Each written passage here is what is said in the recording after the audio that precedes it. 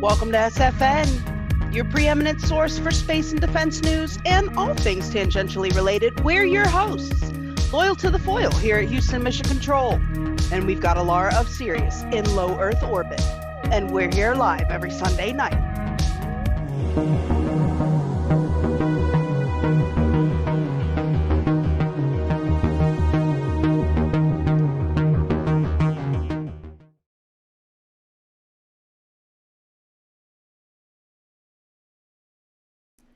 Yay! Space Force News, Sunday night. I am your host, Alara of Sirius. I've got my amazing co-host, Loyal to the Foil, with me. Loyal to the Foil. Space peeps? Hi, Space Peeps. Okay, so as you guys, I don't know if you saw it or not, but we had a little bit of some issues before we went live. Oh, they saw. Oh, they saw it all? Oh, they saw. So it like cut off and okay, it cut off and restart. So yeah, guys, if we're good on all platforms, can you just give me a 5x5 if we're up on Foxhole, D Live, and YouTube? Yeah, I don't know what happened. It sort of like it said it wasn't like connected. The Archons came for your stream? Yeah, like they did me earlier? Foil put out a video earlier today, you guys. Hello, Space Peeps. It's very good to see you. Hi, G Morty, Chupacabra, Spirish Million, Patricia, Christina, US Anon, Roseanne, Yvonda, Lucy in the Sky, Cad Spotter, Joseph, Detox with Tessa, Snuggle Fritz, Christina. Okay, so what was I saying? You are good on D Live. The Archons. And the Archons. Oh yeah, they pulled her stream down mid-stream. She could pull and me. The second time, right? And then tonight, none of my links wanted to link up and restream. Nothing was linking. So I don't know if you guys heard me talking about it. They're saying Foxhole is down. Let me see. Yeah, it's all right. Things like this happen once in a while. Meh. So yeah, here we are Sunday night, and I'm really excited that you guys are here and not watching the Super Bowl, or if you're going back and forth. You know, right? All you people that said you'd never watch the NFL again. We see you. Yep, we know. So yeah, here we are. This is good to be here. It's wonderful. And you know, the commander always gets thrown off when the tech doesn't work right. I'm like, oh, they killed my vibe. Woosah. Just woosah. I love that shirt foil. That shirt is sick. It is. Diamond hands. You already know. Right? If you She's and got if an you're not, Amazon shopping problem. Peeps. Right. Yeah. Shh, don't tell anybody. If you're not hodling your Doge, I don't know what you're doing with your life, man. Right. That's all I'm saying. Okay, so for tonight's show, we'll be getting into Neuralink monkey pong, which is just as weird and bizarre as it sounds. Rejected space troop names. There's some good ones in there. Some very. I like them. Right. Man. I'm a fan. Drone swarms, Stratcom worms, Stratcom worms of nuclear war. We've got Nano Chameleons. They're so cute. They are so cute. Yes. We got some crop circle stuff. Lou Elizondo comments regarding disclosure. Biden circles back to Space Force. Circle back, yo. Elon maps the creation of the universe and tons more. We'll be right back. Do you want to bring balance to all the wireless radiation fields in your life, including 5G? The Omnia Radiation Balancer is a small sticker you can stick on any device. It changes the state of the field and creates a new resonance between the wireless radiation and your energy field. On the link below, you'll see all our testing results that show how the body responds excellently once you've made this change in your life. Plus, here's a special discount code at the store. Just enter SFN at the checkout. It's easy to bring balance back to your body with the Omnia Radiation Balancer. Yeah, here we are. When you give me that look, Foil, you completely throw me off. She sits there and gives me the smirk like you know, it's too much. Okay, so know what it is. You guys, I don't know what happened. What was my last show? It was what? Message. You did great. No, I'm not I'm talking about the super chat situation, but thank you about the methods thing. Yeah, that was a very interesting conversation. He told a crazy story. Yeah, Methods told a UFO story. I can't believe it, right? Woo woo. Right? No, it was a great conversation though. I had a great time on Method's show and we had a lot of fun. So if you didn't get a chance to see that, the peeps loved you. Check it out. Thanks, man. Yeah, it was a good talk, but I knew it would go well. Him and I talking like that. I knew it would be interesting. It would go well. I always knew that. C'est intéressant. Yeah. Indeed. Okay, so super chats from, what was it, Neo's show? It had to have been Neo's show, right? Yeah, I yeah, totally missed it. like 3 super chats, and I feel terrible about it. She gets super guilty, guys. Yeah, like, I don't know how I missed that. And I was like, Foil, how come you didn't get my attention? Did I really miss? I'm like, bruh, I Right? really was trying to get your. She uses the cap locks all the time, but except when she really should be using the cap locks. Okay, so special thanks to Susan Suher. I think it's Suher. Suiterbug, Spirish Million. Weren't you going to correct me on that? Or didn't we think it wasn't Million? Malonin. Spirish Malonin? I think, yeah. I think. Are we doing better? Melanin? Yeah. Maybe? Christina Love. I'm not sure. Chris Hawkins. White Chris Hat. Hawkins. And Drink with Tessa for her donation. So, Yes, yeah. thank you. Thank you, space friends. And all friends. Yeah, here All we are. friends. And all Not friends. just the space friends. All friends. So, I'm thinking maybe we should start out with a laugh tonight since we have one, you know? Just don't tell anybody how I got We it. not laugh every night, right? We always do. We always do. The rejected space names are great. It's going to be fun to go over that. Okay, so let me hit the little button. Let's hope I hit the right one and everybody can hear it. Here we go. Yeah. This is a good one. You know, I don't know who made it. I really don't think it was the person that tweeted it, but we're going to do this. We're going to get vibing. You ready to get vibing, space peeps? Right. Let's vibe out. Goes to the moon, man. Hold on, might want to show them. Yeah, you might want to let them see. That'd be great.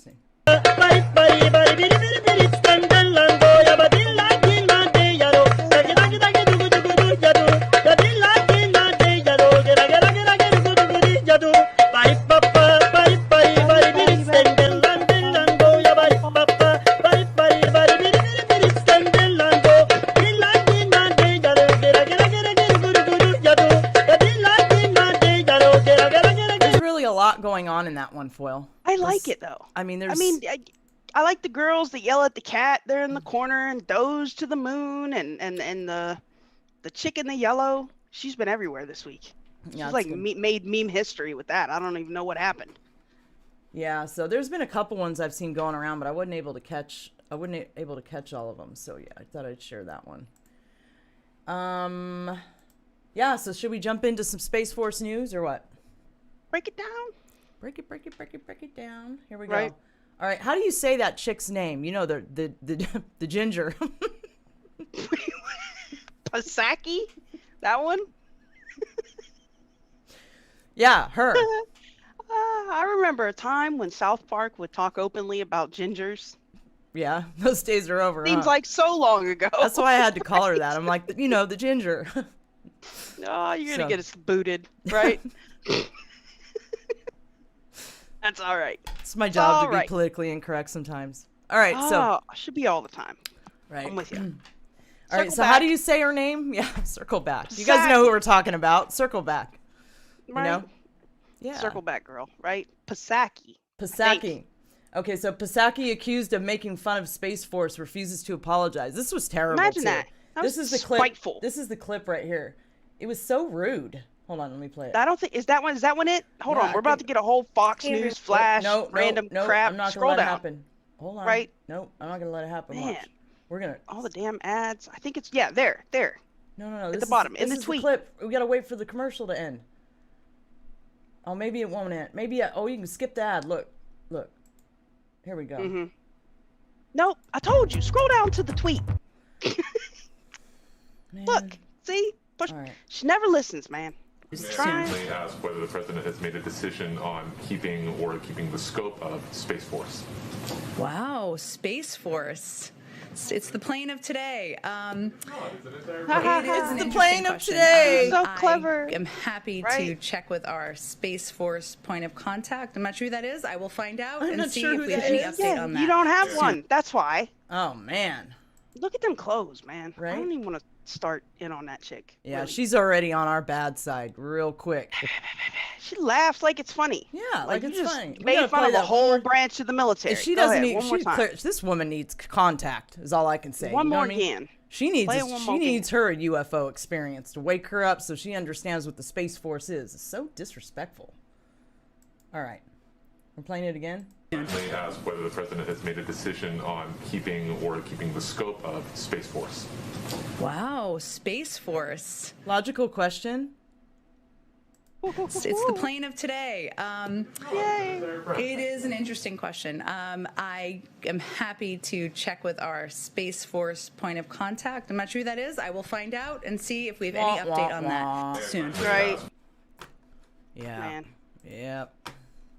I literally go and thumbs down everything I see that has her on it. You're one of those thumbs down people? I am. Oh, that's I am it. absolutely one of those thumbs down That's people. it. I can't stand those people. I And you're one of subscribe them, to aren't things you? I don't even like the White House official YouTube channel, just so I can know when to go thumb something down. I'm just Are putting it you out hearing this, you guys? She's one of those thumbs down people. That is not good karma. there. Hey, I get randos thumbs and things down. I Right. mean, at least it's the White House. I'm not the. There's like 30,000 other people But just that feel because the same someone way. does apparently. it to you doesn't mean you have to do it back. Oh, Foil. don't you try and sell me that wolf ticket. If everybody's jumping off a cliff, do you? All right. So. Oh, look, we got a thumbs down. Look at that. All right. Oh, apparently. Are you kidding? Or are you being serious? Oh, I'm so serious.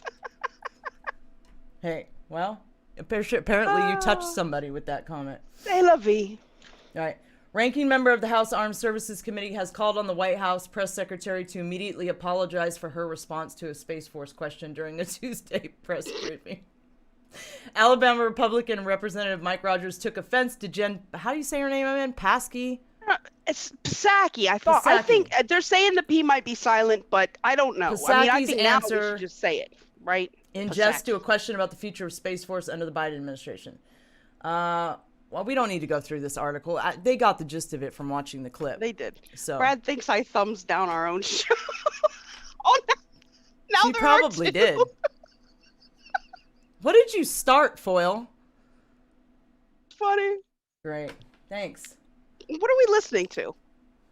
We're not listening to anything right now. Oh, sorry. That's me trying to watch your Fox News article. It was talking to me. Oh, man. She's a mess today, you guys. What am I going to do with her? Yep. Oh, look. She's already on a roll. She's already laughing. All right. All right. Space Force now has Biden's full support, White House says. You guys probably want to see the article, huh? That'd be super helpful. Great. Now everybody's on this. You know what I mean? How are we supposed to move? I'm moving along. That's it. I'm moving along. Moving right along. Yeah, I'm moving right along. There was a...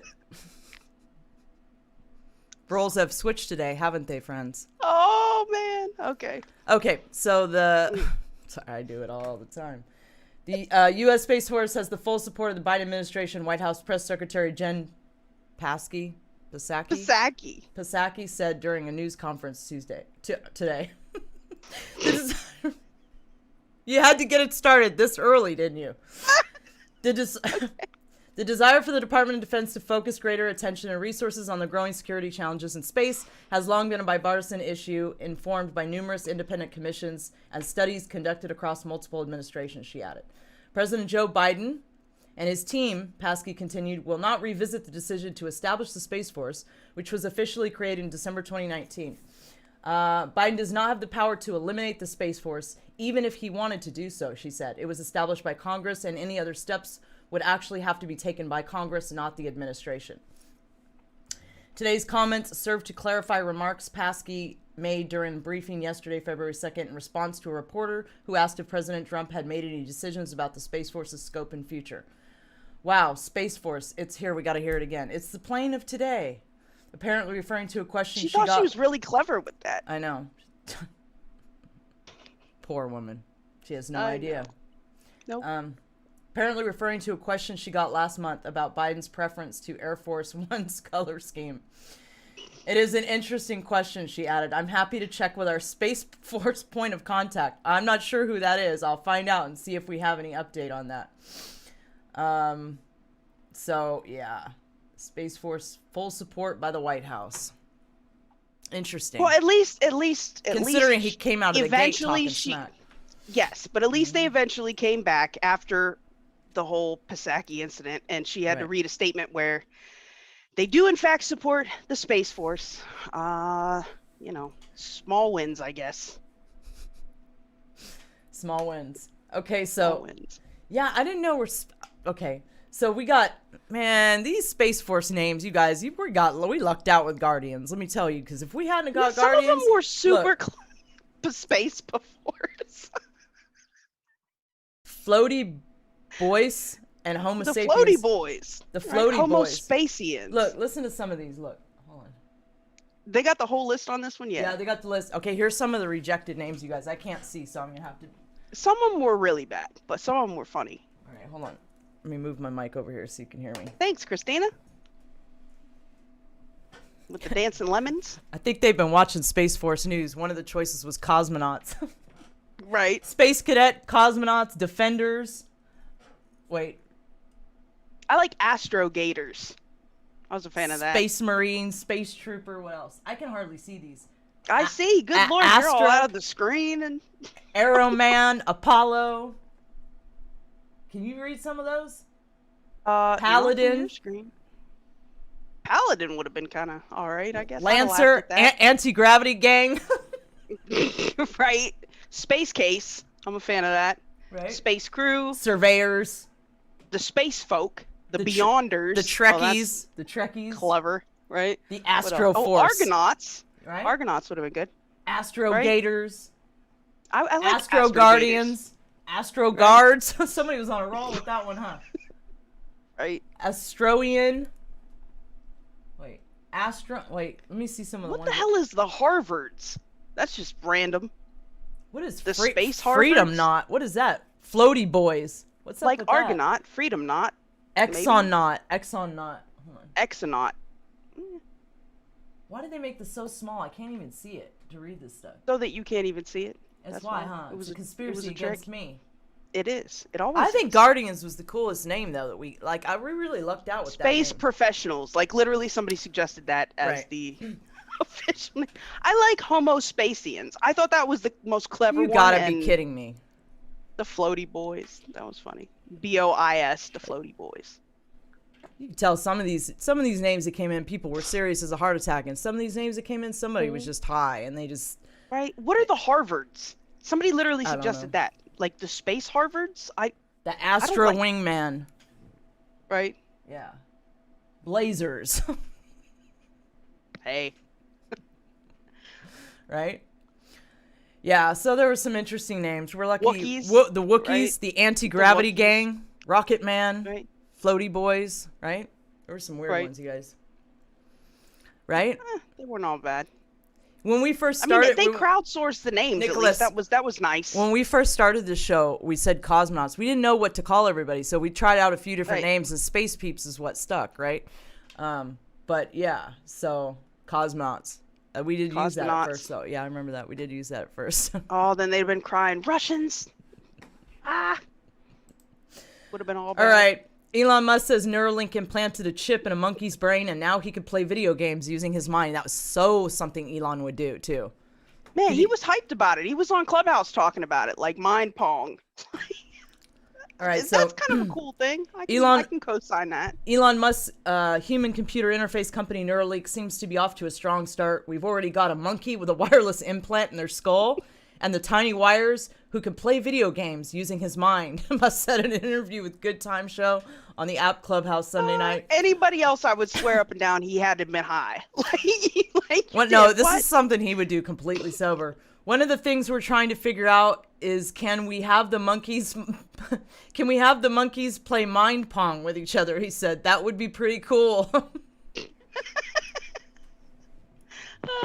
Rich people with nothing to do. Right? Like, I got an idea. Right? Yeah, I finally got to watch the interview with him on Joe Rogan. Oh my god. The meme of him just If you guys haven't blazing seen, gone, just great. right? Oh man. It was a good interview, though. He's an awkward guy, though, dude. And I get that because I am in certain social situations. I can be the same way. So I totally get that. He's just an awkward guy, man. But he powers through it, you know? Did you know, and I didn't know this, I've been, I might stalk a little Elon, I don't know. But apparently, before he made it big, he was literally living in an office, right? Sleeping on the couch there with his brother. They had one computer between the two of them, and he was coding 7 hours a day. Then his brother would take over for 7 hours. They would go back and forth. Now he sleeps in a freaking sleeping bag on the floor of his plant. half of the time. He's He's that's an all right. eccentric guy, dude.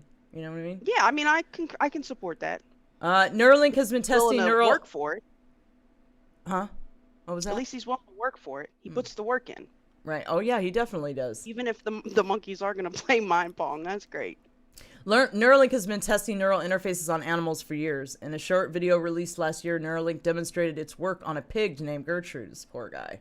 This poor pig. There's the little pig named Gertrude. The pig was happy. I'm not sure what this clip is of here. Is this? You didn't. That's from when they did he did the demonstration. Yeah, where he showed that the pig was actually. Is that a picture of the pig? Were working. Right. Yeah, but that's the actual pig. That's an actual picture of the pig. Mm-hmm. Interesting. In that video, Neuralink demonstrated its ability to record and try to predict actions based on a wired chip implanted in Gertrude's brain. Man, I feel bad for these animals. But Musk said the video game playing monkey got a wireless chip that enabled it to control an electronic interface with its mind only. He's not uncomfortable. And he doesn't look weird, Musk said. And you can't even see where the neural implant went in. Well, I'm sold. The wireless bit is particularly important as it could eliminate the potential for infection that comes with wires protruding from organic material. Well, maybe that's because wires shouldn't protrude from organic material. I mean, just a thought here. If you can do experiments with something that doesn't involve wires coming through the skin, that's going to improve the welfare of animals. Andrew Jackson, neuroscientist professor at the University of Newcastle, told Insider last year. So yeah, man, that's. Woo. I know you say you feel pong. bad for the animals, but I mean, I imagine if you're going to be an animal in a lab that's being experimented on, if you're with Elon Musk, you're probably in the best animal experimentation lab that you. Yeah, he's probably good to his animals. So in other SpaceX news, SpaceX Starlink passes 10,000 users and fights opposition to FCC funding. Pull it up here. Coming after him. Lobby groups for small ISPs are urging the Federal Communications Commission to investigate whether SpaceX can deliver on its broadband promises and to consider blocking the satellite provider's rural broadband funding. Meanwhile, SpaceX says the Starlink beta is now serving high-speed broadband to 10,000 users. SpaceX is one of the biggest winners in the FCC's Rural Digital Opportunity Fund, winning $885.51 million over 10 years to bring Starlink broadband to 642,925 homes and businesses in 35 states. Overall, the reverse auction awarded $9.2 billion in funding for 180 entities nationwide to expand networks to 5.2 million homes and businesses that currently don't have access to modern broadband speeds. But funding winners have had to submit long-form applications by January 29th to provide additional information about qualifications, funding, and the network that they intend to use to meet their obligations. The FCC will review those applications to determine whether any funding should be revoked. Electric co-ops that provide broadband raise questions about both SpaceX's low Earth orbit satellite technology and fixed wireless services that deliver internet access from towers on the ground to antennas on customers' homes. The National Rural Electric Cooperative Association and National Rural Telecommunications Cooperative submitted a white paper to the FCC claiming that the RDOF awards put rural Americans' broadband hopes at risk. Electric co-ops that offer broadband won a combined $1.6 billion from the FCC auction to serve 900,000 locations in 31 states. That included 180 co-ops that competed as part of 5 consortiums that garnered a total of $1.5 million, and 5 individual electric co-ops that won a total of $59.4 billion. All of these electric co-ops bid in the FCC's gigabyte tier, a search of the FCC system shows. NRECA said that many of the electric co-ops are using fiber technology to deliver those speeds and that they push for high standards in the FCC auction to ensure co-ops with superior service and compete against other types of internet providers with slower or spotty service in rural areas. They're calling it a science experiment, as if it's not currently functional and bringing perfectly good internet to people that normally didn't have it. Right. And I mean, it's no surprise the FCC is going at him. I mean, the FAA is going at, everybody's out for him at the moment. Yeah. Which is ridiculous. They've got over 10,000 users in the United States and abroad at the moment, and no complaints. I mean, it's still in beta testing, but I mean, come on now. They're just hating at this point. All right, so I'm not sure because exactly. they switched up the chairs. I'm not sure exactly what day it happened. The rocket crash. I forget now. Oh, we talked about it last week. But yeah, I just wanted to show you guys some footage of it real quick so you could see it. Well, no, I think did we talk about the new one last week? What new one? Yeah, there's been two that I'm aware of recently. Right, this is the second one. Yeah, I wanted to show them some footage because we didn't have it queued up last week. Man. Do you push through 4 or more? Man, the ad situation in life is just. And it's crazy. Well, the FAA is mad at Elon. They're saying that he didn't file paperwork to launch these at his own launch site now. Look at that. Oh. Right. Apparently one of the engines didn't fire. Let's go back, rewind it. Man. That's the second one it crash landed and blown up. Yeah, the first one was way closer. It just came down too hard. This one just. So yeah, I just thought I'd show you guys that so you could see it. Yeah, that was it. Not terribly exciting. Virgin Galactic's got a test flight coming up. So this is exciting though. Stoked about that. This is exciting. So how to win a seat aboard SpaceX Crew Dragon and make history on humanity's first all-civilian flight. Hey, they need to send a flat earther up there. That's all I'm saying. You know what I mean? They need to send like David or Mark up there. You know what I mean? So we can get for sure. You know what I mean? That's what they need to do. I'm with you. Listen, Virgin Galactic is going to be taking people into space. I think maybe next year they're test flying their stuff. No, this is a different one. They're test flying this year too. Put it to rest for once and for all. Right, 200,000 a person though. Why do I really not have a desire to go up there in a rocket? I just don't. You want to take the space elevator? Or have them decloak the ships? I might take the space elevator, but I don't particularly want to ride in a rocket. But hey, you know, if it Man, I'll go. If it was for the greater good in some way, I might do it. So talk about entering a lottery that's truly out of this world. One lucky space tourist aboard the history-making all-civilian launch of the SpaceX Crew Dragon later this year will pretty much be a randomly chosen member of the public. The only stipulation, just make a small donation to the charity that the flight supports. Almost anyone, that probably means you, can be eligible to win a raffle that'll have you strapping into the same Crew Dragon module that ferries NASA astronauts to the ISS. I'd go up. Just to know what's going on with, I'd go up. I'd take that bet. Until you hit the firmament, then you're done. 2 of the 4 seats available on the Milestone Inspiration 4 SpaceX mission are up for grabs to anyone who gets involved as crew leader Jared Isaacman's mission-related promotional program. By far the more straightforward of the 2 is the raffle, for as little as $10 donated to St. Jude. Well, there you go. That's cool. Oh, I like Raffles St. Jude's, right? Fundraising page teases you can enter a random drawing for your chance to snag a seat aboard the Crew Dragon, as well as good feels knowing you helped St. Jude in their mission to ensure no child is denied treatment based on race, religion, or a family's ability to pay. That's cool. Full instructions on how to enter the raffle can be found here. There is a link. The article is linked below, The article is linked below like they are every week, and you can click on here and it will take you over there if you want to enter the contest or know somebody that will, or you want to enter your buddy or whatever. You know. Yeah, why not?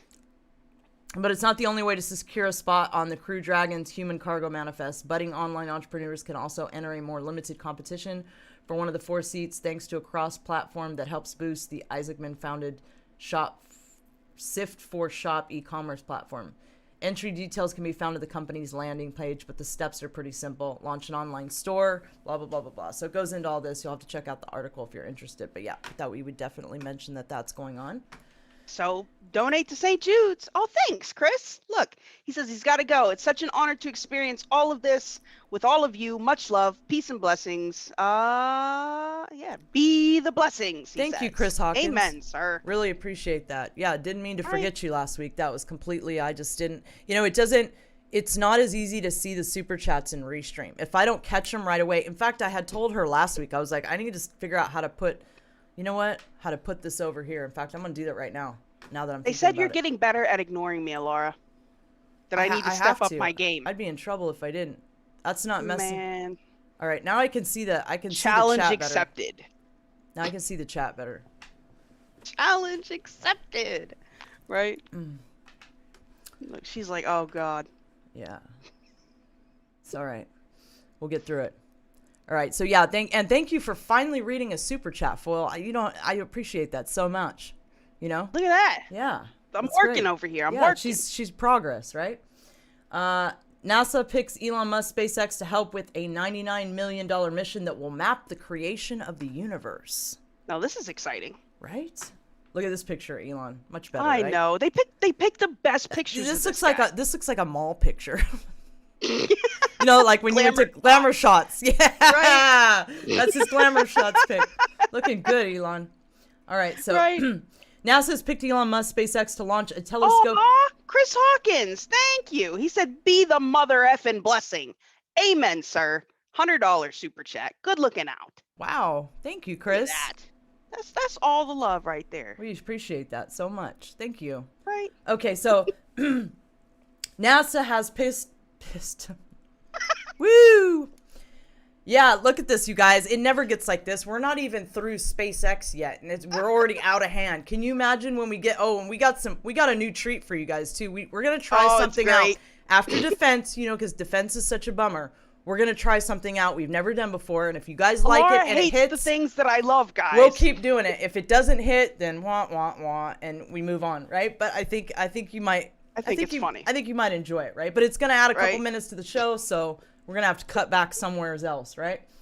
We can't cut back in defense because it's important news, so I don't know. We'll figure it out. So yeah, NASA has picked Elon Musk SpaceX to launch a telescope into orbit for 2-year astrophysics mission starting in 2024. The agency said in a press release on Thursday. The mission, called SPACEX, will cost NASA about $98.8 million. SPACEX is a space telescope that NASA said would survey the sky in near-infrared light, which the human eye can't see. The data that it collects would help astronomers understand the evolution of the universe and the creation of galaxies, it said. The mission was due to launch in June 2024 and would blast off on a SpaceX Falcon 9 rocket from Space Launch Complex 4E at Vandenberg Air Force Base in California. The mission would search for water and organic molecules in areas where stars are formed from gas and dust and find out if new planets are forming around stars, NASA said. Thomas Zurbuchen, Associate Administrator for NASA Science Mission Dictorate. Yeah.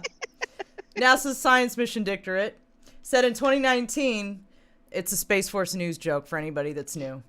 It's a running joke that don't try to explain it. Okay. Said in 2019, the mission would deliver an unprecedented galactic map containing fingerprints from the first moments in the universe's history.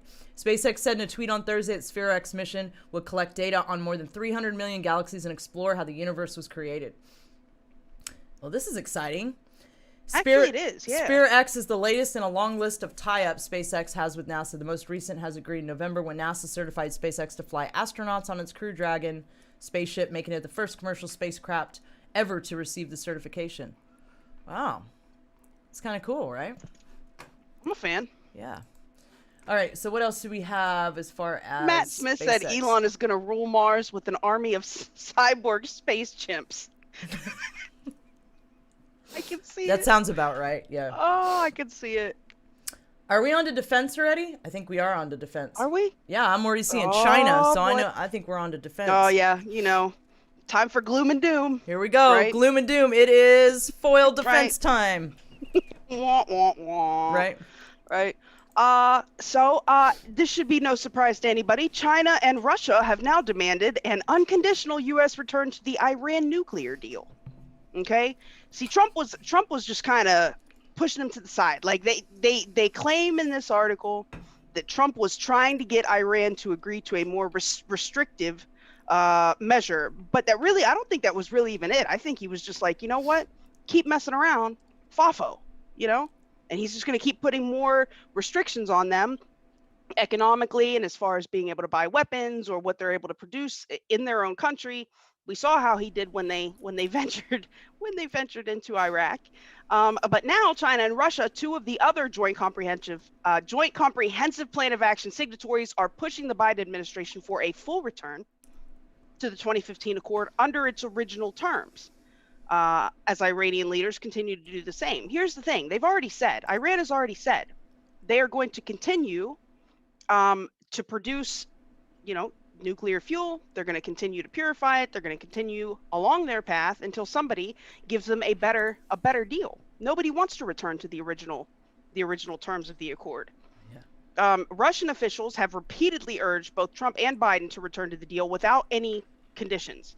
Apparently on Tuesday, Chinese Foreign Ministry spokesperson said the unconditional return of the United States to the JCPOA as early as possible and its resumption of compliance and elimination of all relevant sanctions was, without question, absolutely essential. So now we've got China and Russia teaming up because they, you notice they didn't do that. They didn't do that with Trump in office. No. But Russia and China are teaming up very frequently now. To push the current state of affairs what because that's they all know. about. Yeah. Oh, I can only imagine. Biden's ready to negotiate. They know that. Chiden. President Biden, he's all about it. He said, "Oh, what do you want me to do? Just tell me. Point me in the right direction. I got this." You know. Yeah, the next 4 years is going to be really interesting. Oh, super exciting, right? I'm sure the defense part of the show will just keep getting more and more exciting by the day. But I mean, think about it. Like, we've seen this with North Korea and now Iran. Like, they're saber rattling now. Every time they would pull some stunt when Trump was in office, Trump would come back with some kind of a sanction or he'd blow something up and they'd be like, okay. Now they're saber rattling because they know that Biden is probably going to acquiesce at some point. It makes us look weak. They're basing their behavior off of an assumption of weakness now, or Terrible globalization, situation. whatever. Terrible right? situation. All right, so China. Wait, what? How did I get? Yeah, nuclear war with China and Russia now. Yep. Right. Real possibility. Stratcom commander warns. Fantastic. Yeah. So the head of the U.S. Strategic Command is now saying that we need to step up and think of new ways to deter what they think is potentially aggressive action from China and Russia, including the real possibility of nuclear war. Until recently, they had kind of put that, on the back burner. Like, okay, we're not going to go there. It's not going to happen. Well, now they're saying this is absolutely a potential, that we have underestimated China and their technology and where they're at as far as their ability to compete with us. And this is probably one of the things that I agree with as far as, the heads of all these agencies now are saying that China is a threat that we need to take seriously, and we need to reimagine our military strategies with respect to this, instead of just assuming that China's 20 years behind us like they have been doing, accepting that they've pretty much stolen all the tech they need. How come this kind of talk just went completely away? Was it just me, or did it go completely away when Mr. T was in office? But now it's back. Well, again,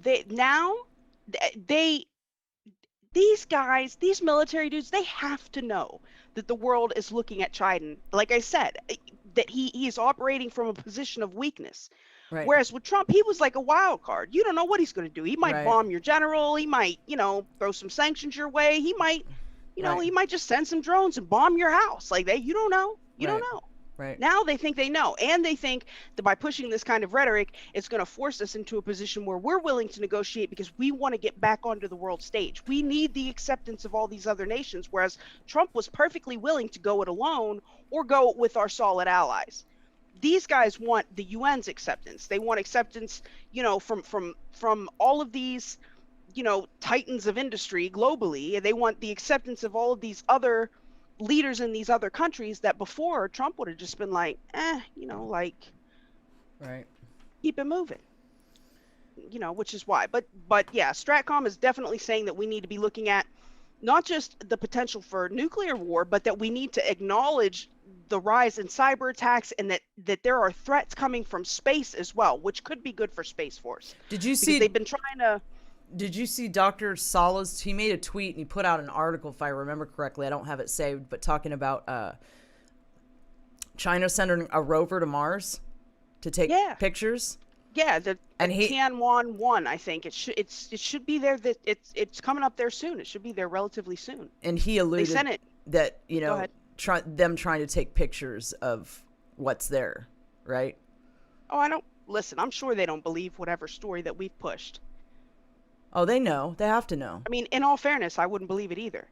Matter of fact, I don't believe the stories we push. So, but I don't know how that would really be successful, because there's not a whole lot of stuff they can take pictures of on the surface, because most of the stuff that is allegedly there is underground. So I think that they are doing the same thing that they're doing with the moon. They're trying to gather enough information that they can go, like, they want to strip mine the moon. I mean, they want to be able to figure out what potential gain they can make from being the first one to get there, from being the first, to have the best information, the most thorough information. Like, I mean, it's a space race at this point, but at some point it's going to be, I believe we're going to start colonizing things and we're going to start mining things, and they want to be the first one on that train. Lotus Poet says, and possibly building narrative for a staged dramatic human missile crisis type of event to bring home the seriousness to the asleep. Yeah, I can see that too. That makes a lot of sense. Yeah. They pump us up like, hey, this could happen. This could happen. Oh my God, it's happening. Okay, we're gonna do this now. We got to do this, or it's death and mayhem everywhere. I can see that. Red in the Valley says, I followed the alien agenda for years and let China go and be the ones to expose them all. Imagine that, right? Hey, they found the moon goo, man. Right? They were the first ones. Or they talked about it. Yeah, we don't know. But at least Stratcom is acknowledging the space issue.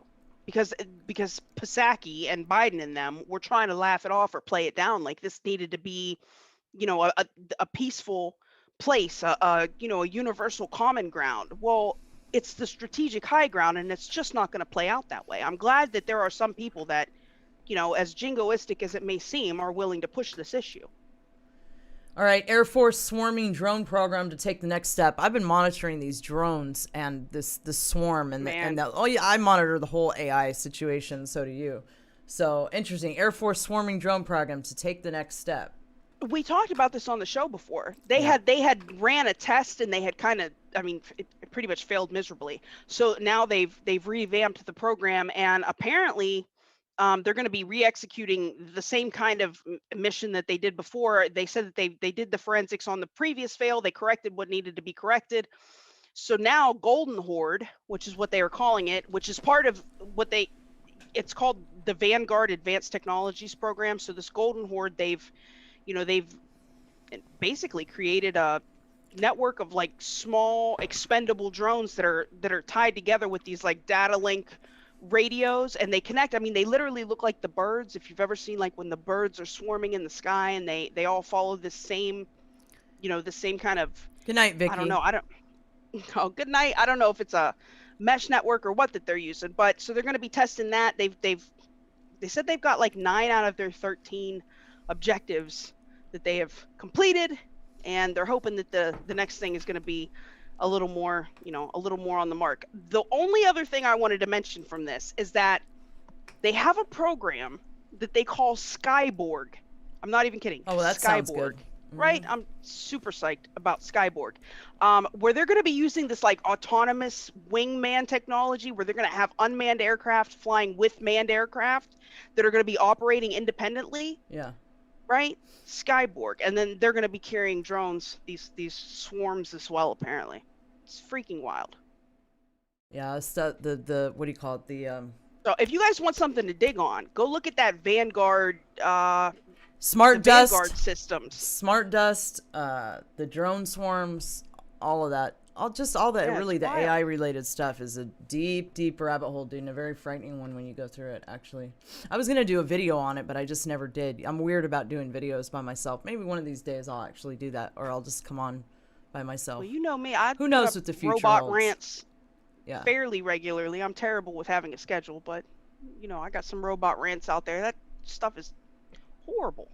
Yeah, but see, the thing with the drones, eventually, guys, they're going to be ran by AI. AI will be making the decisions Completely about autonomous. what they do, right? And it won't be us at all anymore.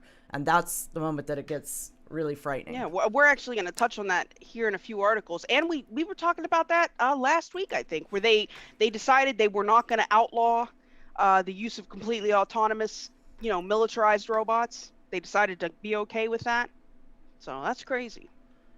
Yeah, so Biden looks to move beyond Trump's America First and first foreign policy address. Stupid picture they used of him, right? He gave his first foreign policy speech, and it was exactly what we expected. I mean, he pretty much said he wanted to move away from the America First approach that we had under Trump. Of course. I don't know if it's America Last now or how he's working with that, but he's like, oh, I called up everybody. I talked to Canada, Mexico, Germany, France. They're China all on first. board. Now it's China first. Yeah, of course. Specifically, if you guys have been watching, there was a military coup d'etat in Myanmar, Burma, still Burma to me. Right. I'm that old. Over the past week where, the military took control of the country. Biden was throwing a fit about that as if anybody was going to listen. And then, of course, that Russian opposition guy, Alexis. It is an interesting happening, though. I will say that whole situation over there. They shut down their whole communications. There was nothing, social media, no TV. They shut it all down, and the military took over the country. They went off without a hitch. Apparently, worked out well for them. I guess that's what you wanted, but. So that he was talking about that. He talked about the arrest and the detention of the Russian guy that Putin had poisoned, that Alexei Navalny guy, insisting that he be released, which will also never happen.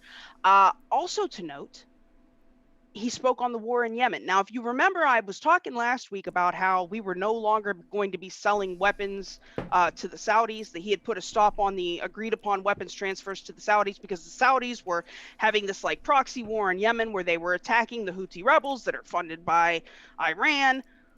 Well, now we are no longer supporting any of that, apparently. And Biden has gone ahead and removed these Houthi rebels from the list of official terrorist organizations because that's going to end well. So yeah, that's pretty much what he said. Oh my. Is that it for defense? Yeah. Now the doom and gloom is over. Okay. So on that note, we're going to try this out. And I don't know, I hope I don't get in trouble for this, but we're going to try this out. So we're going to do what's called nature break. Right? So right after defense. And now for your regularly scheduled nature break. We're going to do nature break so we can all get back on our bring vibe. Back our woosah. That's right. Right? So for the first nature break, we're going to learn about dung beetles. You ready? Dung beetles. Super exciting. Yeah, here we go. Yeah. We need our little bumpers that say, now, nature break. We got to see if they like it first. So let's see if they like it. Right. They're... You ready? This will be great. I love it. Oh, they're going to love this. True facts about the dung beetle. The dung beetle survives mainly or solely by eating the faces of other animals. It's terrifying. Wait, that's a typo. It eats the feces of other animals. Well, it's even worse. The rolling dung beetle finds dung with its acute sense of smell. The dung beetle then selects a choice piece to roll into a bowl. Oh, that's disgusting. Cut it. Cut the clip. I told you I'm not going to narrate the footage of poop. It's just not going to happen. This isn't better. This has nothing to do with the dung beetle. Fine. The female dung beetles then judge their potential mates by the size of their balls. Oh, come on, that's a lynx. Wait, why is he stalking that Santa baby? Run away, Santa baby. After a mating pair is established, the female often attaches herself to the dung ball chariot, and the male rolls them away from the dung pile. He does this backwards by pushing on the ball with his hind legs. Imagine getting into a car and putting your head face down on the seat, and then steering with your butt. That is how the dung beetle do. Needless to say, they get lost from time to time. When it strays off course, the dung beetle climbs on top of its ball and uses the position of the sun, the moon, and even the Milky Way to reorient itself. Sort of like how ancient sailors once did, except without the giant ball of shit. Here, a scientist uses a mirror to confuse the hell out of a dung beetle. Along the way, he must face challengers who seek to claim his turd ball, the ensuing battle sometimes lasting for hours. When they have finally completed their journey, the young freaky couple digs a small hole in the soft sand.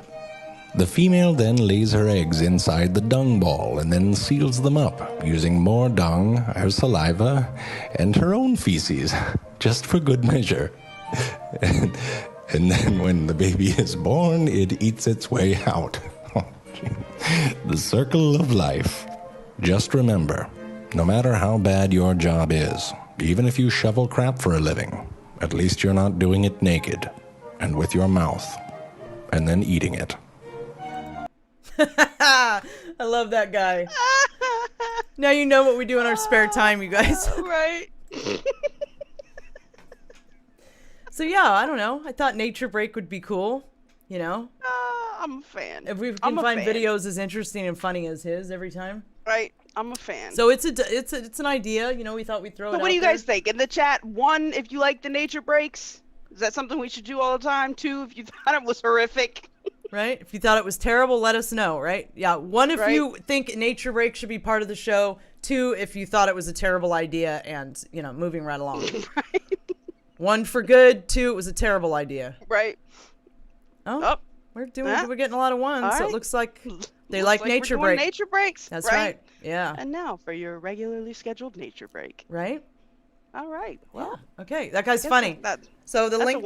link to his Right. channel's in the chat below. He makes really Oh, awesome I nature was videos that are very funny. dying. Yeah, he's good. Right. Okay, so that was the end of defense, right? So we're on Yeah, to that was it. hold on. Science. We're running way Super. behind. Yeah, we're on to Oh, science. that's all right. 3 countries are due to reach Mars in the next 2 weeks. Yeah. Well, this is what Woohoo! kind of what you were talking about, right?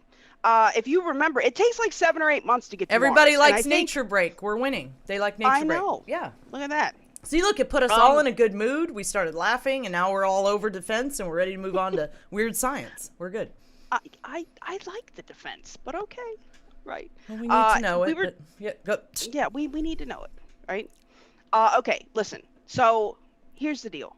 It takes 7 or 8 months to get to Mars, and I think in July, the UAE, China, and the United States launched, new vehicles to get there, and they're going to be getting there. I think in the next week or 2. As a matter of fact, I think the UAE is going to get there first, then China, then the U.S. This should be interesting. The rover that the United States sent actually is carrying a little helicopter, so we should be getting some footage from the first helicopter on Mars. They claim. Space copter. Yeah. Right, it's first space copter. They claim that it's all for science, but like I said, I have doubts as far as China goes. So the Emirati Hope orbiter will get there. They launched from Japan, I think, or with the Japanese rocket. They'll be there February 9th. They're going to be there for about 2 years, and then China will be there about a week later, and then the United States will be there about 2 weeks after that. Like you said, that thing you were saying, the Tianwen one, they're close enough now to send pictures, which is why you were seeing pictures of, from their orbiter. But they're gonna put something down on the surface here in a minute, so that'll be exciting. Yeah, that's good stuff. So the disclosure narrative is moving right along, I see. Moving right along. A single genetic change turns a fish's fins into limbs. Yeah, It's some more they drip, found drip, out- drip. Yeah. They found out that they were thinking that, Yeah, like, this for little the guy. fish, according to evolution, the fish that came up out of the water and started, turned into something that could walk on the land, they thought it was going to take some, 50, 60, 80 freaking genetic changes. It ended up being one single genetic change that, created the mutation that caused the pectoral fins to develop like a more of a limb, with bone, like actual harder bones and muscles and joints.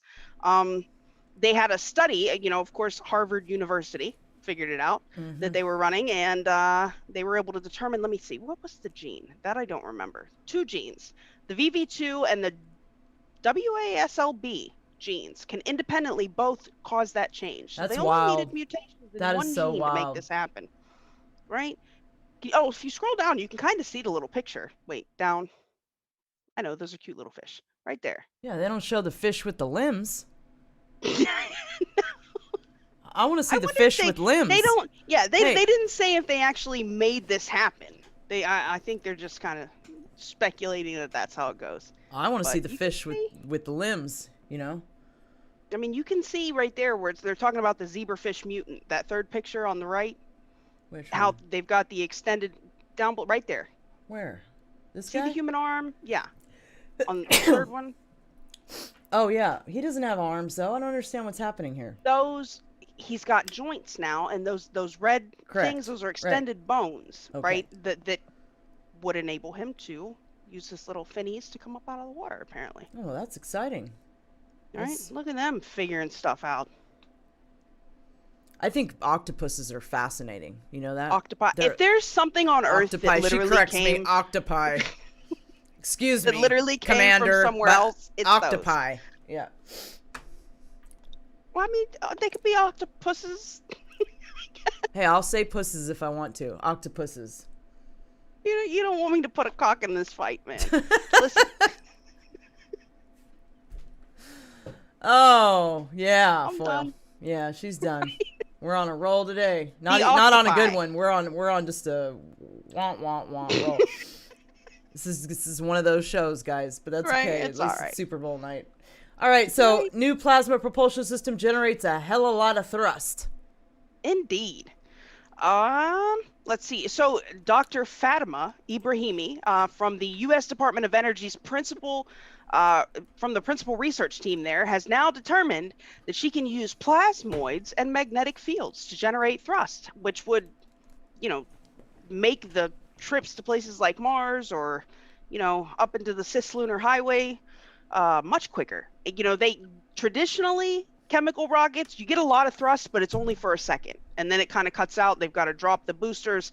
They have an electron ion based thrust system. That's how they're going to say they're getting to Mars when they first start disclosing, which is what. So this is part of what we do for those that are new. So we kind of go through the articles that are out and kind of figure out where they're at with the disclosure narrative, because disclosure's coming regardless, and it's just a matter of like really decoding all the articles to figure out what their plan is for where they're at on it. Yeah, they release little things that if you tie together, right. you can kind of so they're going to go with it. They're going to say that they're using an ion drive to get to Mars. When we start actively like claiming we're on Mars finally, you know what I mean? They're going to be like, yeah, so we're using an ion drive. We're taking the rocket and we're getting on a ship with an ion drive. Well, those would only work for like really long. I mean, they're slow to build up speeds. Right. Whatever it is that she's doing has basically combined traditional chemical thrust model with this plasmoids and using the magnets to increase the thrust. So it's kind of like a 2-for-1 almost. Yeah, the ion drive is what you cook in when you're going on deep space missions, supposedly. Yeah, because it will get you very, very fast, but it takes a very long time to get up to those speeds. So it's rocket to get up and ion drive to get out, right, Foil? Mm-hmm. Yeah, pretty much. So yeah, that's the story, and they're sticking to it. Plasma propulsion may be the answer. Yeah, the plasmoid thruster is complementary to existing thruster technology. The plasma, like it's a charged plasma that has like really strong magnetic fields. It converges, then it'll separate, then it'll merge again, and it can be used more efficiently than just like chemical rocket fuel that burns out and then that's it, that's all. The back and forth transfer creates thermal and kinetic energy and can give any object using the theoretical propulsion system one hell of a kick. Indeed. The idea for this thruster comes from my simulations at helicity injection and the National Spherical Torus experiment, NSTX fusion experiment in Princeton, a technique used to create the initial plasma current in a Tomahawk fusion reactor. Tokamak? Yep, well, that was close. Tomahawks are the missiles. My simulations showed these plasma rings called plasmoids are being created and moving at a high speed. Dr. Abrahami, well, I mean, you kind of summed it up. We need to kind of move because we're gonna go over in time. Yeah, we're almost. Yeah, we're. Yeah, but that's exciting. Oh, this thing is lying to me. It says we started 39 minutes ago. That's crazy. I'm not sure when we started because I had to hit the button like 3 times. I don't even know what happened. I'm just glad we're up. So on to the creepy, super creepy, one of my favorite things to flip out about. Are weaving human brain cells into microchips. You guys remember the mini brains? I was just going to say that. Yes. So they were growing little human brains, little organelles made out of brain tissue that had started to communicate with each other. This was all DARPA, okay? Well, now they got the bright idea that since the brain is like a computer processor, it would be super clever if they would just take actual human neural cells and weave them onto microchips, right? Because that's going to end well. This is how you get Skynet, man. This is how you get Skynet.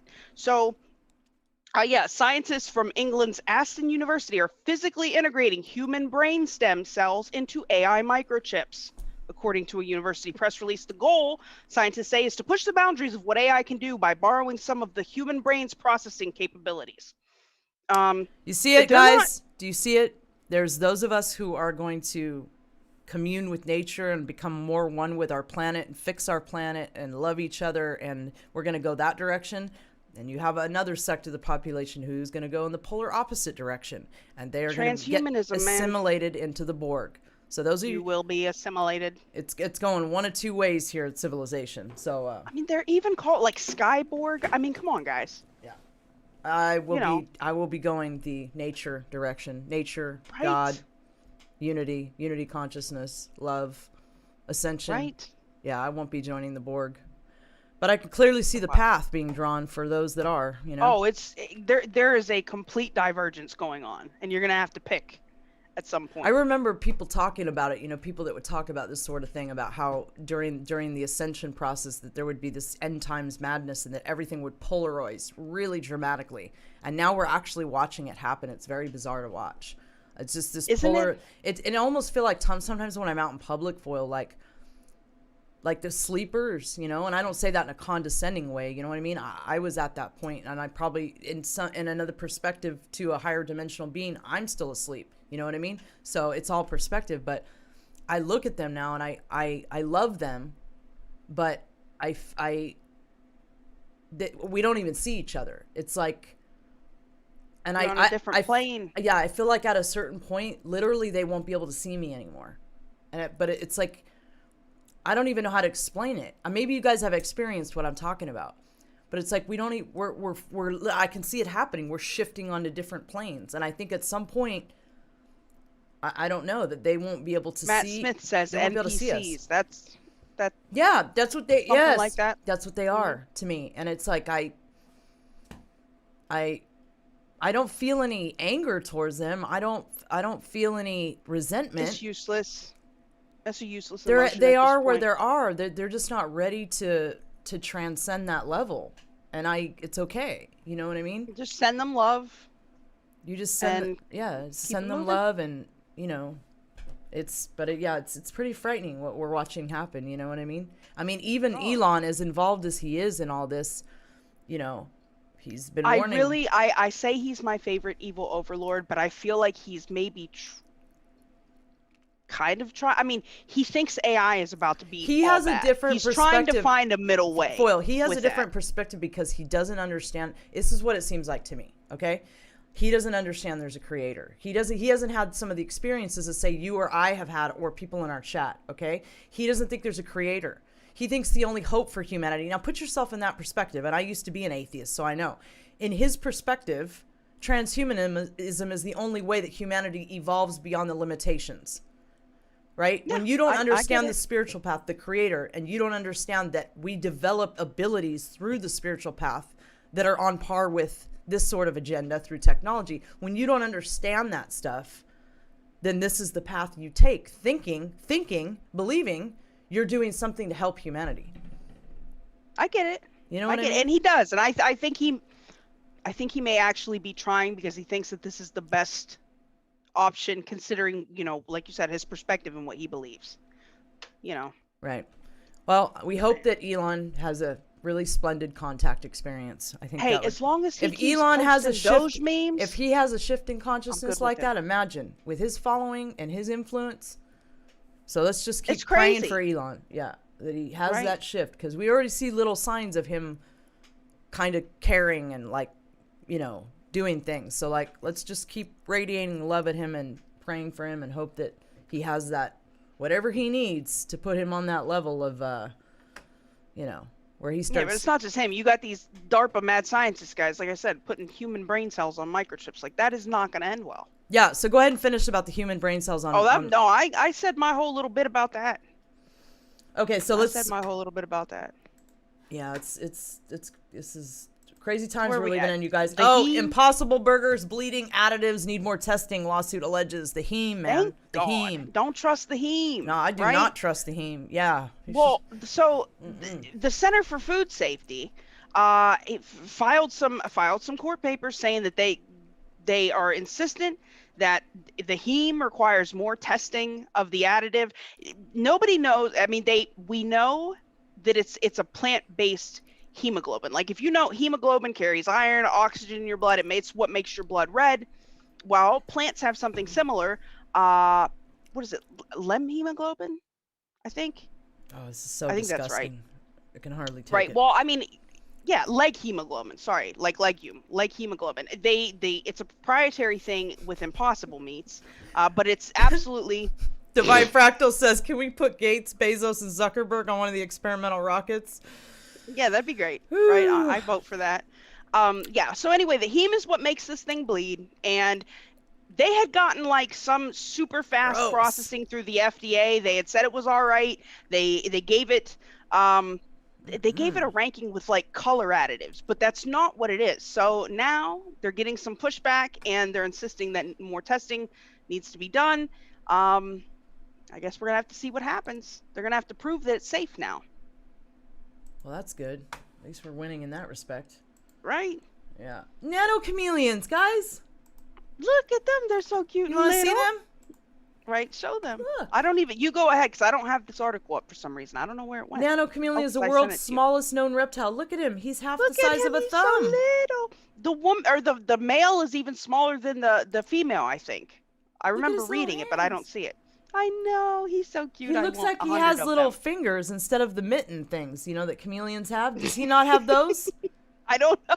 Is it funny that I'm doing this? I know. Claw hands, I'm I all have into no it. idea. Like, yeah. Right. Yeah. So, scientists predict there are about 8.7 million species on Earth, but we've only identified around 1.6 million of them. There are plenty more creatures to discover and learn about, but many of them are difficult to find in the wild. Yeah, I would think so. If they're the size of Nano Chameleon I know. here, Look at they're so little. right? Foil's getting all girly. Check her out. It's so little. We have. Remember when my niece brought home the stimulus lizards, and I had them at my house? They were escaping. I can't get over how small it is. I know. What are those jumping really spiders? Hey, have you seen those things? They're like the really mini spiders, and you can have them as pets, but they jump. If I'm remembering. There's no spider that I would think qualifies as a pet, man. You gotta make peace with My the spiders. brother had Look, tarantulas they're not, at one look, point. I was like, listen, I'll argue man. this. Spiders are not bad beings at all. They're really good. You just gotta make peace.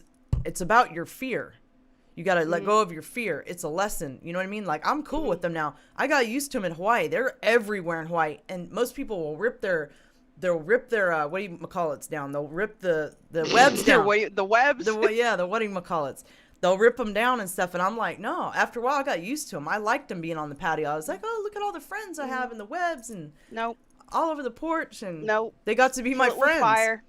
Kill it with fire. Listen, they can be great beings. They can just be great beings outside of my freaking house. Right. But Okay. well, they were outside of the house. I didn't invite them to sleep in the bed. And nowhere that I go, right? Right. They didn't. know. I didn't. But you know what's funny? And I'm going to tell you this, and I'm going to say it. Okay. I had a friend there. Okay, who was deathly afraid of spiders. Right. I never had one of those big brown things jump out at me, and they jump there in Hawaii. They jump. They're huge and they're brown and they jump. Right. So she was petrified of these jumping spiders. Right. And she'd just be like, Alara. Every time she'd go around a corner, she was totally paranoid about these spiders. You know, I never had one of them brown spiders jump at me or even show up, not one time living there, okay? But this chick, I swear, every 5 minutes, one of them brown spiders would jump out. They're probably like it's because bees. she They was probably afraid. Smell fear. She was the afraid. fear pheromones. Yes, she was pulling them into her field with her fear. Yeah. Let me tell you something. Let me tell you, it's spiders, jumping spiders. Yeah, No, it jumps ma'am. at you too. The brown one. Just, No. Yeah, but if you let the fear of the brown jumping spider run you, then they're going to show up everywhere, and you're not going to have Alara there to, take it outside or whatever it is that I do. Oh, hell no. I'm not killing it. They deserve to live too. Well, they do a lot of they useful can live. things. Spiders. They can live. They can, like, I'm out here in no man's land, and they're cool out there. And as long as they ain't in the way to my truck or like in my home, right? We're cool. I guess just different in Hawaii. You got to make peace with the spiders, Jumping otherwise spiders, your life's so gonna be bad. rough. But yeah, No, they're actually neat. But okay, I'll stop about the spiders. So Nano Chameleon, this guy is so adorable. Okay, where was I? I'm a fan of him. One species that's managed to elude humans all this time is the Brookinicia nana, also known as the Nano Chameleon. Well, it's just easier. We'll say Nano Chameleon. The tiny creature was recently discovered in northern Madagascar, and it might just be the smallest reptile in the world.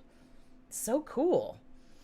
Just 2 individual nano chameleons were discovered by German Madagascaran expedition team in 2012, a male and a female. The female has a body length of 19 millimeters, including the tail. However, the males are even smaller. The fully grown male reptile measures just 13.5 millimeters, including the tail. So tiny. The newly discovered reptile beats the previous record holder for smallest size. A related species called is around half a millimeter. Do you like I'm gonna start doing that? Right. Yeah.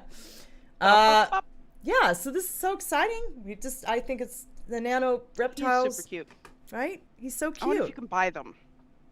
I would have those. Okay, they would have a habitat, Alara. Jeez, I can see it already. You want your Let freedom. Them be in their space, let them have right? theirs. Okay. All right. I won't entrap. Why do human beings want to contain everything and control it and, you know? Fair enough. Above Duality said, that's false. The smallest reptile in the world is actually Adam Schiff. Well, hello, Lieutenant. It's so nice to see you. Hi, Brad. Fact check true. Right? Hi, Tron. Fact check true. Elise. All right. All the friends okay, so where are we? We're on the last one, and then got we go. one more. What is this? And then we can talk about spaceships. Okay. No. Okay. Okay. We had an article pulled up for you about Amazon's new CEO. I don't know if you guys know. I'll be real quick with this. Jeff Bezos is stepping down. The guy taking his place is Andy Jassy. We had talked last week about the report that they put out saying that they should not. I thought the article was about the number 404. Woo. All right, let's party. No, Moving right along. Page not there. Yeah. Right. Long story short, the guy that's going to be running Amazon now, Andy Jassy, he set up Amazon Web Services. He's been working with the government. He is on that commission I was talking about last week that decided that we should definitely not rule out the use of autonomous killer robots. They think this is a good plan. It's the National Security Commission on Artificial Intelligence, right? It's supposed to advise us on the best uses of AI for war and defense. And they have now decided officially that we should definitely use these autonomous killer robots. And this is the guy that is now going to be running Amazon. That is pretty much the extent of what I wanted to say on that. So cool. That's wild. Well, it's going to get really interesting for the NPCs in their world, isn't it? It's going to get quite interesting for them. Man, listen, they're already talking about, there was an MSNBC anchor talking about domestic drone strikes on civilians in this country.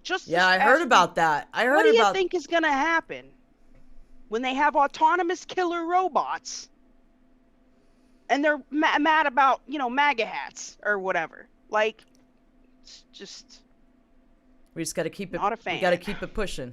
That's it. We got to keep doing what we do, and we got to keep it pushing. I don't know nothing about nothing. I talk about waking space people up on the internet. That's it, yeah, right? We got to just keep waking people up and loving. That's it. That's how we move. That's all I know. I don't know much, but I do know that. I'm with you. I do know that because I think we just separate out at some point, right? So we just gotta keep it pushing, guys. You know what I mean? And not ever get into fear about the stuff we're seeing. Who knows how much of it's... the fear frequency is not good. The fear frequency, like I told... spiders. Yeah, it's not good with the spiders either. It. I have no control over that. All right, so I don't know what this is. We are now moving into... We need our bumpers, Foil. But anyways, we're now going to move into the UFO segment. I don't know what this is. This situation you found here. This is clearly... Remember how we were talking about... We were talking about on a previous show, and yes, space weather will be tonight. I believe it was Brat Whitlock that asked. Space weather with Alexis will be at the very end of the show. And she does such a fabulous show. Yeah, Alexis is in her own spaceship now and everything. So, yeah, she does. She is. She's amazing. Our space weather girl is amazing. Okay, so this is like, it reminds me of the planes. The planes you see in midair that aren't moving and they shouldn't be sitting there, but they're sitting there. And we've told you. Oh, that's right. Our theory I remember on it now. is Okay. I think they're cloaked UFOs pretending to be planes, you know what I mean, that aren't planes. So is this the bird thing? This is the bird, dude. So check the bird out. Let's watch the bird. This is kind of weird, dude. So along the lines of things just hanging out in the air that shouldn't be doing so, check out the bird. Like he's perched on a line or something. ¿Qué es esto, por favor? Que alguien me explique qué es este pájaro. que está suspendido en el aire. Véanlo. Fear frequency music. Other birds. ¿Qué es eso, por flying favor? past En mi Right. vida había yo visto. This What I one's just noticed chilling. in this video is that the bird seems to be in a high altitude. Too I love high this to guy's be holding channel, by itself the way. onto a wire or anything like that. And if you search, there are other videos that show a similar event happening in. But what's going on here? Is there some sort of glitch in the matrix? A glitch in the reality that we're Yeah, so people call that a glitch in the matrix. Well, I mean, okay, I can get with planes where they're saying, like, if you're in a car going one way and the plane's flying the other way and it just kind of looks like it's hanging in midair, but a bird looking like it's literally perched on an electrical wire or something, just not flapping, not maintaining its height, just chilling, that's kind of weird. And it made me think of you because you said sometimes you think maybe the UFOs project an image. And I know that's probably not what's happening here, but that's what it made me think of. Like, you think you're looking at one thing and you're really not. Well, what I didn't talk about when I was on Method's show yesterday, even though we got into the whole story, was that contact in the desert. There was that day. There was I didn't know it at the time because I was on the field, right? Well, there was these two. I talked about this on Edge of One that they pulled all their stuff down now, so you can't find the episode.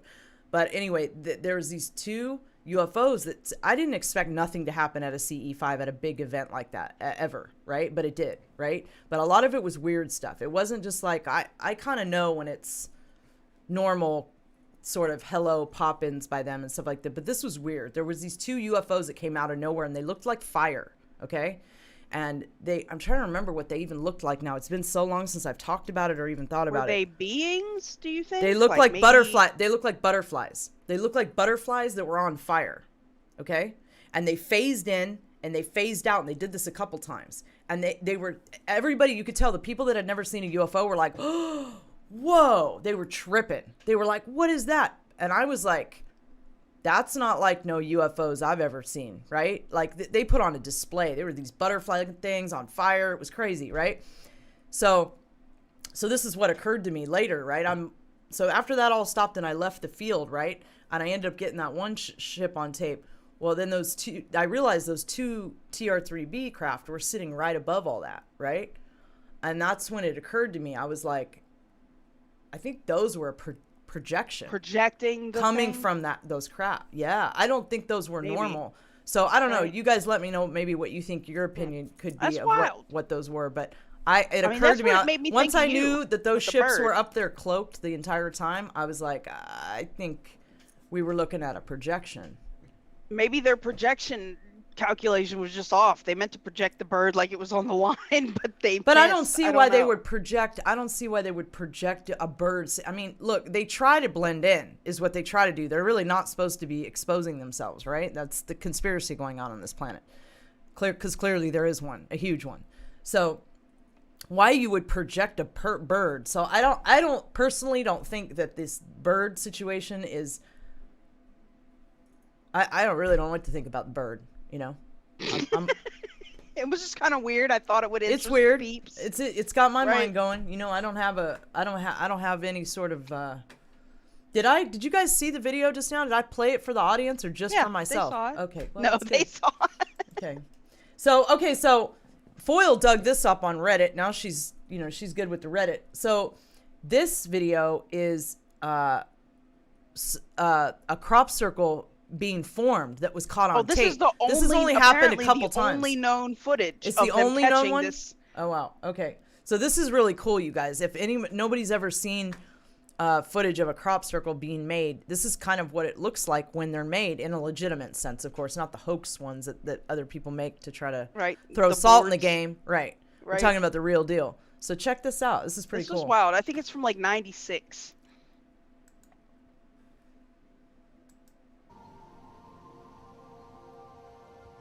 From this height, Oliver's Castle, one of the most often debated observations, was made early one morning in 1996. A young man who had spent the night here and had brought a video camera with him was woken during early dawn by a humming sound.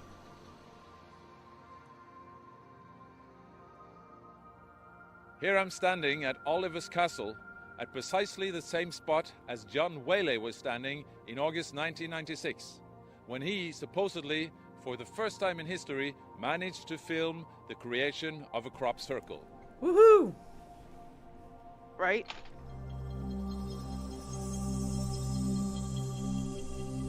That's just amazing to me. There was no Photoshop in '96. None of that. Their energy. That the crop circle was not here on the previous day but had appeared on the following morning was a fact. That John Whaley was here at dawn could be confirmed by a military play that patrol again. that happened to be jogging by. That is so cool. When he supposedly, for the first time in history, managed to film the creation of a crop circle. Yeah, they're orbs. They're energy. Mm-hmm. So cool. Just how it just Look at appears them like- making the crop circle. Isn't that amazing? Just like that. Boom. Mm-hmm. It's cool. Yeah, I think I saw this too, Mikey. I think I saw this a long time ago when it first came out. Pretty cool. Just the precision That the crop there. circle was not here on the previous day but had appeared on the following morning was a fact. That Amazing. So cool, right? I thought so. Yeah. So yeah, I remember seeing that, I think when it first came out a really long time ago. And it's super nifty. Super, super nifty. Okay, what else we got? Okay, so Foil sent me this. Again, this is off Reddit. I can't verify if this is legitimate or not, but I thought it was rather cool. If it is legitimate, it was rather cool. So let's... Which one? I don't even remember. This is the which one in the is. airplane. Yeah. This Oh, is, yeah. That was kind of if wild. this one's legitimate, it's probably one of the coolest ones I've seen, if it's legitimate. Let's see. It's like hovering above. You know what? Hold up. Oh, shit. Look how it swoops in. Watch, watch. Wait for it. Wait for it. Boom. Gone. It's like teleporting. It's like that. That's interesting. Yeah, is it I think it Whoa, comes it came Yeah, back. there It came goes. back. Mm-hmm. And swoops Oh, around, it did yeah. that on purpose to give them an experience. That was intentional. Oh, shit. It knew they were watching. Whoa. Whoa.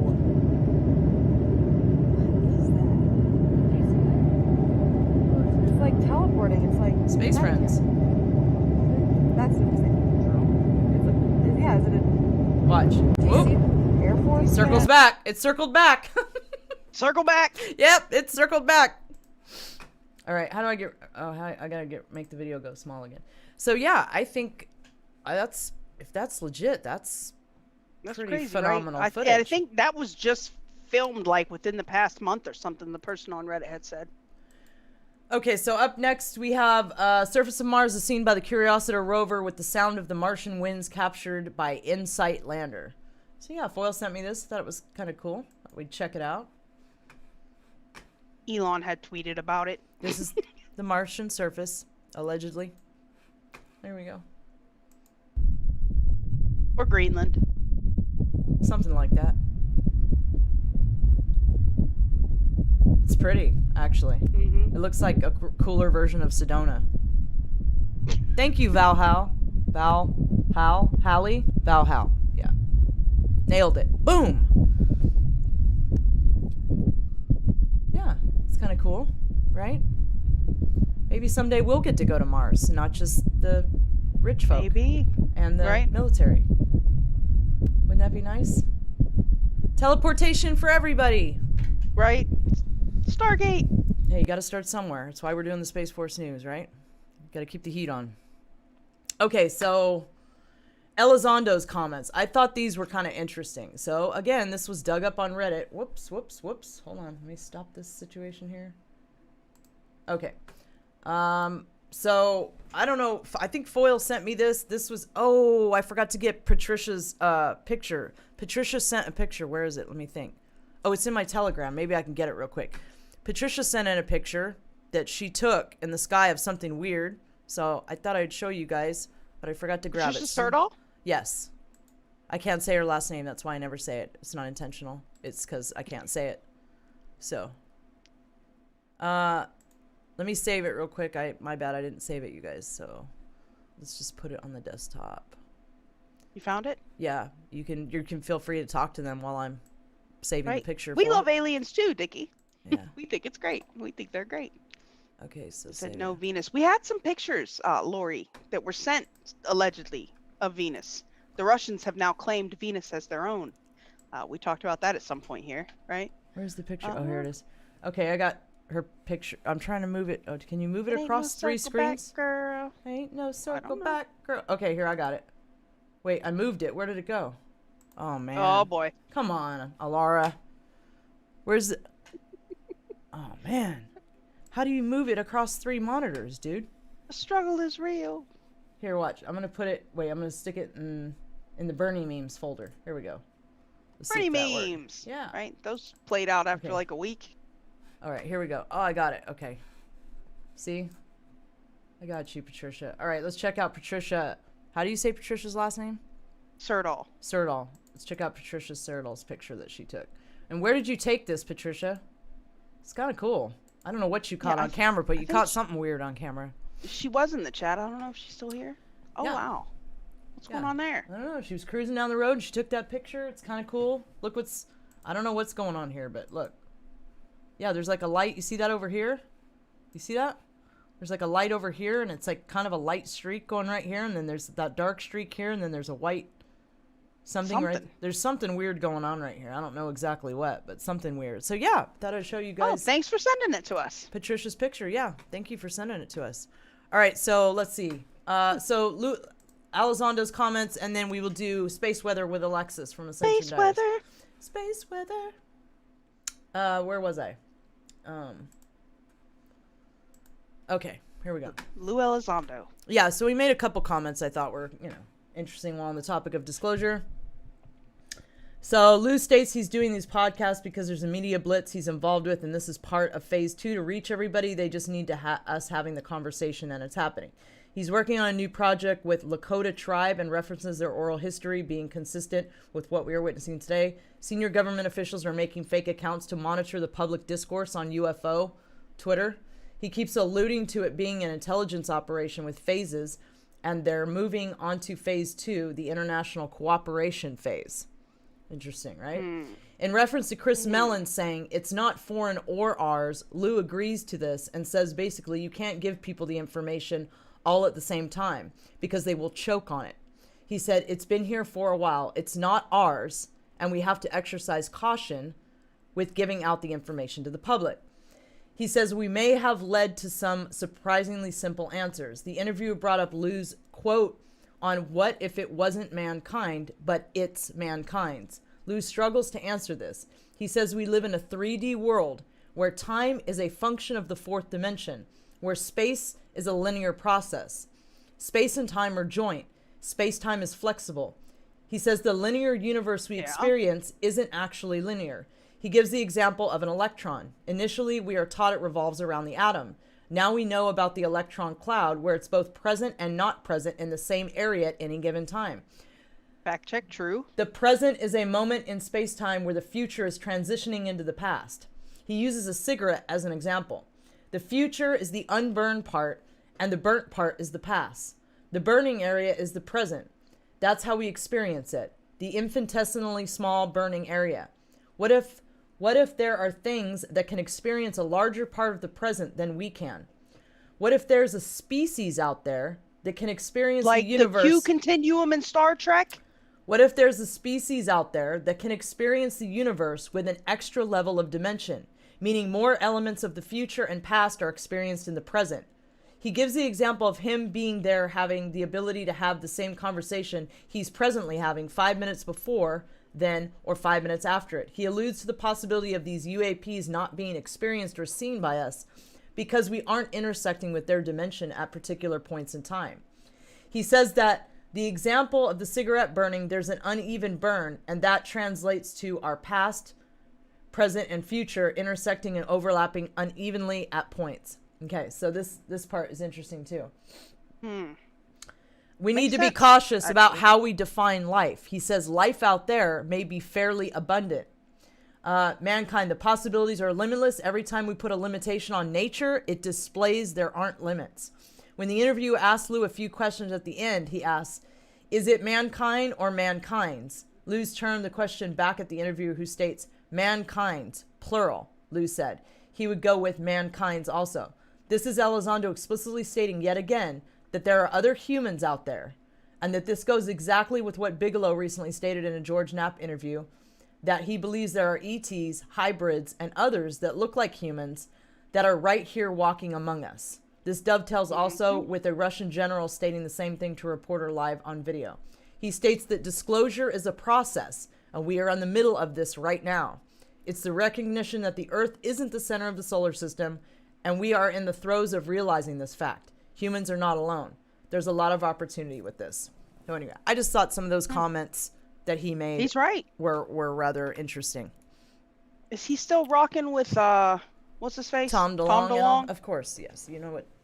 They're the sanctioned part of disclosure. You know what I mean? I still believe what he just said, though. Well, it is true, but I mean, you know, it's.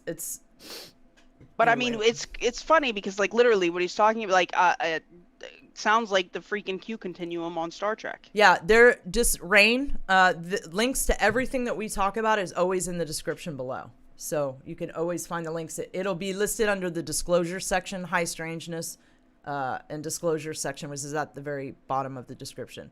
Oh, Jay Foren says he left. Oh, TTSA. you saw it too? Oh, I didn't know that. Really? That might be why he's talking a little more now. Brad Whitlock says a dung beetle walks into a bar.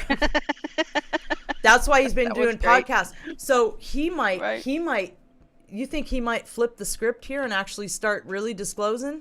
I mean, if he really started to get interesting. involved with this because he wanted to tell people, yeah, he might be. And willing was to take controlled, this mask, but maybe walked away from that control or negotiated. I mean, I don't know how far they'll let him get, but Right. maybe. You don't know how much they'll actually let him say before. Maybe, unless it's like a total, like unless it's psyopception, and he said he left TTSA, so people would think he could talk on his own, but really he's still pushing the. Oh, the links aren't on D Live, Rain. I don't know how to put my article links on D Live. They're on the YouTube channel. You have to go to the YouTube link for the show. Yes, but you have to go to the first YouTube show. Remember, our stream went down, so now all the links for this show are on the initial. I'll fix the links after the show, them. you guys. I'm sorry. I don't know what happened. None of this stuff connected when I hit go live, so we had to put the show up twice, maybe 3 times. So, has anyone ever watched Dark Journalist or Dr. Joseph Farrell? Both have YouTube channels. I've heard of Dark Journalist, but I've never watched him. So, Divine Fractal says not a fan of Lou or TTSA. No, I don't think any of us are that want full disclosure. So, yeah. And as far as Pilled and Foxhole, you guys, I don't have access to that chat yet. So I will figure that out here in time, and I'll figure out how to get my links on there too. So I'll be working on that, getting that working. So yes, now let's go ahead and move to space weather with our space weather girl, Alexis with Ascension Diaries. She does an amazing job on the space weather, and fabulous job. And she's now in her own spaceship in low Earth orbit. So right, can't beat that. Space weather. Beep bobble beep. Beep bobble beep. Hello, beautiful beings, and welcome back to another space weather update with myself, Alexis of Ascension Diaries. Today is February 7th. It's currently 3 p.m. Mountain Time for data accuracy, and I'm here to bring you the current space weather, which it is currently occurring, and show you what happened during the week, as I warned you it was going to happen. Just a little proof to the info to show you that we are following this in a decently accurate way. So here we are on the 2nd, which I told you that was predicted that more solar wind was going to be hitting us, and it sure did. We had the KP index go to a mid-level geomagnetic storm on the 2nd into the 3rd. So if you're feeling weird those days, understandable. The Schumann resonance then following into the 3rd and the 4th had also a stimulation between the, I'd say, delta, theta, and alpha brainwave range of the frequencies. So like 0 to about 25 was stimulated, 25 hertz. And then a little bit less over here. We also had this evidence show up in Italy as well. So not only Russia, but Italy also, there was stimulation during those days. And also South Africa, thankfully, is showing us some data of stimulation too. So quite across the world, there was there was evidence that there was an influx of this space weather that came in and stimulated the electromagnetic field around us in multiple locations around the globe.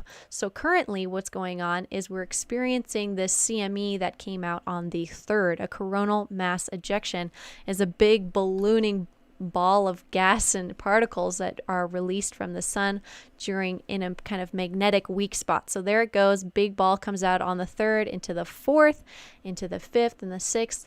But really, the biggest deal was on the 4th. It most likely was due to these larger coronal holes, those weaker spots.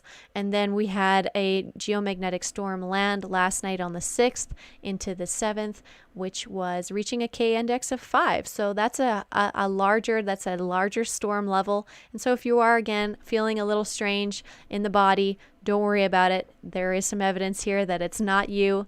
It's the planet. It's the environment you're in. So just keep your eye out for that space weather. We are also seeing the Schumann resonance being stimulated on the 6th and into the 7th again, in not the entire brainwave range, but again in the more slower brain waves are being stimulated heightened ways. So sleeping and so on may have been a little weird the last couple days. And if you want to know what's going to be happening within the week before I see you again on Sunday, just go ahead and sign up on my ascensiondiaries.com website, and I will be reporting where it is necessary. And until then, I will see you on Sunday. Bye, everybody.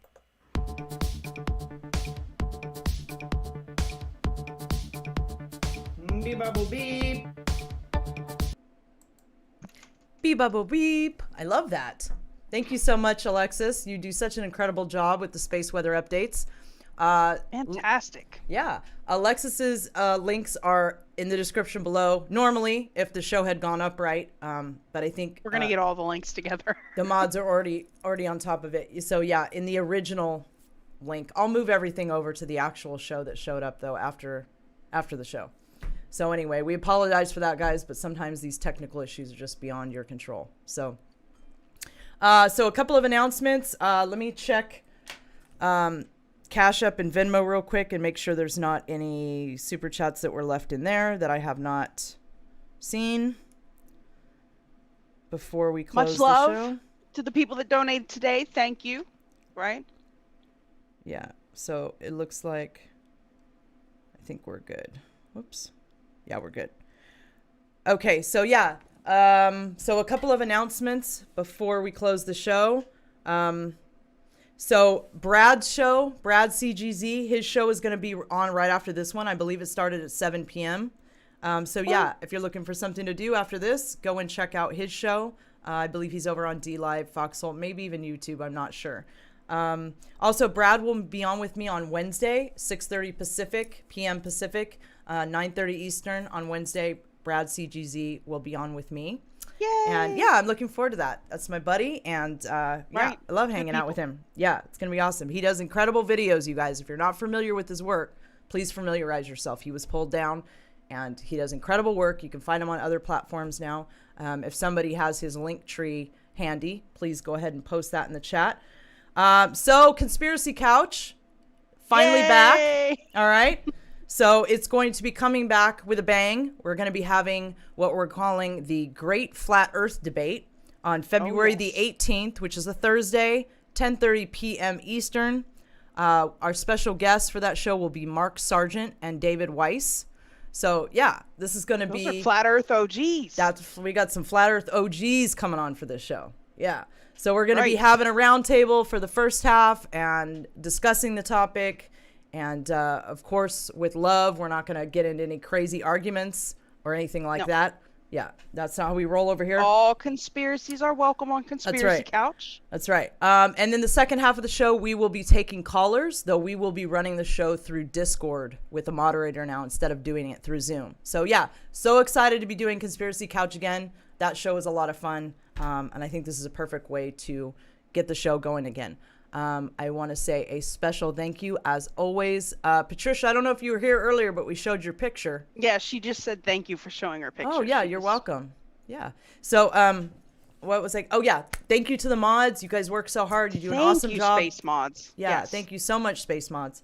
And thank you to those that put in super chats tonight. We really appreciate your support. We couldn't do what we do without it. And Yes, and a special thank you to Alexis. You can find all her links. That was awesome. In the old description, she does classes. She has her own channel. So definitely go and check her out, like, subscribe, and perhaps consider signing up for one of her classes. Yeah, so with that, I think that about covers it. I did post a new video today. If you guys are interested, I was covering the Davos event. Go check that out. It is up on DLive, YouTube, Foxhole, Pilled. Should be able to find it. And make sure to like, share, and subscribe. Obviously, follow me on Twitter or at this point. All of our links should be in the description below here in a minute. You can donate to Space Force News at loyaltothefoil.com. Just specify that it is for Space Force News so I know. Also in the description below, we've got merch. Check that out. And make sure to meet us here next Sunday, 9 p.m. Eastern, 6 p.m. Pacific? Pacific. Yeah, for another awesome episode of Space Force News Live.